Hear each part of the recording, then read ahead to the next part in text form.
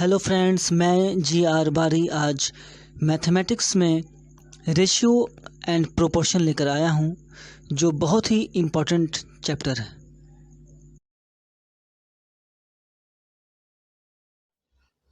Ratio और proportion, अनुपात और समानुपात। रेशियो में हम लोग कंपैरिजन एक ही यूनिट में करते हैं और दो क्वांटिटी का रेशियो में होना बहुत ही ज़रूरी होता है। मान लीजिए मेरे पास 4 रुपया है, आपके पास 8 रुपया है, तो इसे हम लोग इस तरह से भी कह सकते हैं कि मेरे पास जो रुपया है वो आपका आधा रुपया है और आपके पास जो रुपया है वो मेरे रुपया का 2 गुना है। इस चीज़ को हम लोग 1:2 कहते हैं और इसे हम लोग 1/2 भी लिख सकते हैं। लेकिन अगर प्रोपोर्शन की बात की जाए तो प्रोपोर्शन में कंपैरिजन हम लोग रेशियो का करते हैं। जैसे यहाँ पे 2 रेशियो है, 4:8, 12:24, तो इसको कैंसिल करने पे हम लोगों का 1:2 आता है एज 1:2। तो ये दोनों आपस में प्रोपोर्शन में है। रेशियो और प्रोपोर्शन का पहला टाइप देखते हैं। अगर a बराबर 2b दिया हो तो हम लोग लिख सकते हैं कि b = a/2। इसी को अगर हम लोग अनुपात में लिखेंगे तो a/b बराबर होगा 2:1। अगर a/b बराबर 2:3 के हो और b/c बराबर 4:5 हो तो a/b/c निकालने के लिए हम लोग सबसे पहले 2 को 4 से मल्टीप्लाई करेंगे तो 8 आएगा। फिर इस 4 को 3 से मल्टीप्लाई कर देंगे तो 12 होगा और इस 3 को 5 से मल्टीप्लाई करने के बाद 15 आएगा। तो ये हमारा जो तीनों वैल्यू है ये a/b/c का मान आ गया 8:12:15।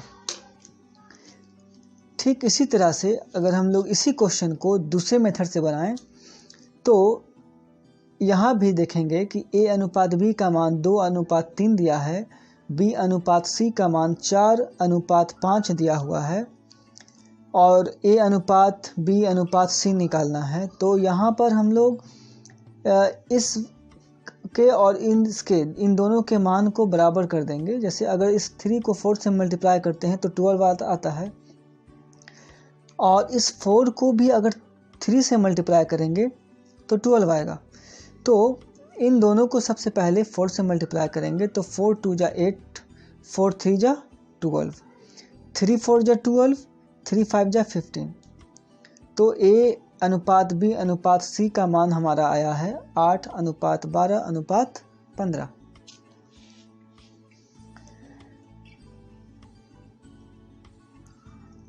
अगला क्वेश्चन है a/b का मान दिया है 5:7 और b/c का मान दिया हुआ है 14:11।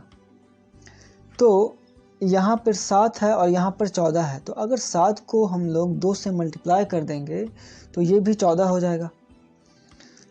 तो इन दोनों को 2 से मल्टीप्लाई कर देंगे और इन दोनों को 1 से मल्टीप्लाई करते हैं तो हमारा यहाँ पे a/b/c का जो मान आएगा वो आएगा 10:14:11। आगे देखते हैं a/b का मान दिया हुआ है 5:7 और b/c का मान दिया है 10:14। तो यहाँ भी निकालना है a/b/c। तो 7 को हम लोग 10 से मल्टीप्लाई करते हैं तो 70 आता है और 10 को 7 से मल्टीप्लाई करने के बाद भी 70 आता है। तो इसका मतलब ये हुआ कि 5 और 7 को 10 से मल्टीप्लाई करना होगा। 5 और 7 को हम लोग 10 से मल्टीप्लाई करेंगे तो 5 दहाँ के 50 और 7 दहाँ के 70 आया। ठीक उसी तरह से 10 और 14 को 7 से मल्टीप्लाई करने के बाद 10 सते 70 और 14 सते 98 आता है।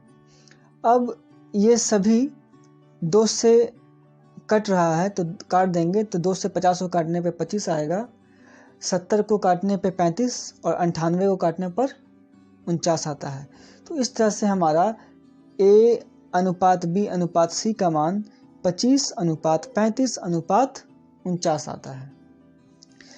अगर हम लोगों के पास A अनुपात B का मान दिया हो, B अनुपात C का मान दिया हो, C अनुपात D का मान दिया हो और हमसे कहे कि A अनुपात B अनुपात C अनुपात D का मान निकालें, तो इसमें हम लोग क्या करेंगे कि इन दोनों के वैल्यू को बराबर करेंगे और इन दोनों के वैल्यू को बराबर करेंगे।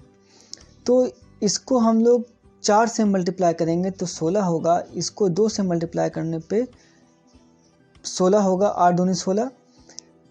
इसको 2 से मल्टीप्लाई करने की वजह ये हुई चूँकि 9 को 2 से करेंगे तो 18 ये आ जाएगा, यानी कि ये दोनों सेम होगा, फिर ये दोनों सेम हो जाएगा। तो यहाँ हमारा A अनुपात B अनुपात C अनुपात D का मान जो आया वो 12 अनुपात 16 अनुपात 18 अनुपात 13।